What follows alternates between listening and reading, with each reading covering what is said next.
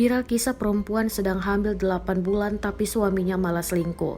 Hal tersebut diketahui dari unggahan akun TikTok @mai565 pada Rabu, 28 Oktober 2020. Pengunggah menyebut suaminya ketahuan selingkuh bersama perempuan lain. Pria tersebut bahkan sering melakukan penyiksaan terhadap dirinya. Perempuan pemilik kisah tersebut bernama Mai, 19 tahun, dari Belawan, Sumatera Utara. Ia membenarkan saat ini dalam kondisi mengandung 8 bulan. Setahun berumah tangga, Mai kini sudah tak satu rumah dengan suaminya. Sang suami tak mau dekat dengannya dan memilih bersama perempuan lain. Mai mengatakan dirinya tahu kejadian itu saat selingkuhan suaminya mengunggah sebuah video di media sosial. Tak disangka pria tersebut mengaku berstatus sebagai duda pada selingkuhannya itu.